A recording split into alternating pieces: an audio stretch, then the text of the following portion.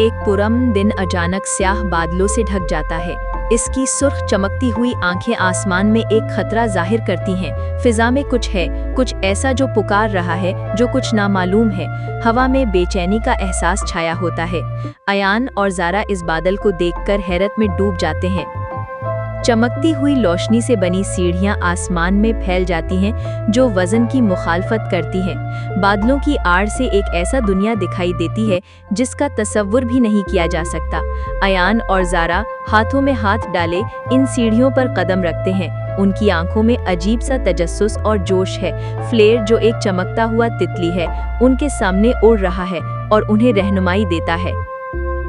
आसमान के ऊपर आसमानी सल्तनत है, एक ऐसी जगह जहां खूबसूरती और ताकत का मिलाप होता है।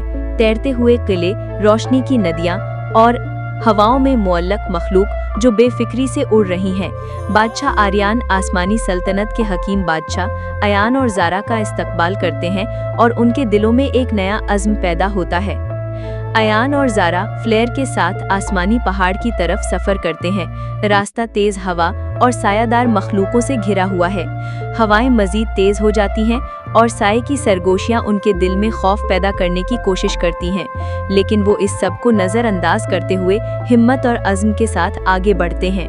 आसमानी पहाड़ की चोटी पर अजीम क्रिस्टल चिराग का दरवाज़ा खुलता है, लेकिन इसके सामने बादल का जिन खड़ा है, जो स्याह बादलों के तूफान की तरह आसमान पर छा रहा है।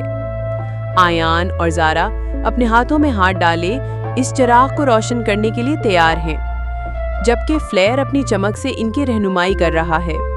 चिराग की रोशनी आसमान में फैलती है और बादल का जिन खत्म हो जाता है।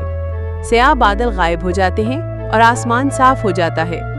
अयान और ज़ारा फतह के साथ आसमानी सल्तनत की छत पर खड़े हैं। बादशाह अरियान आता है और इन्हें शाबाश देता है। फ्लेयर इनके साथ चमकता रहता है और सल्तनत में सुकून वापस आ जाता है।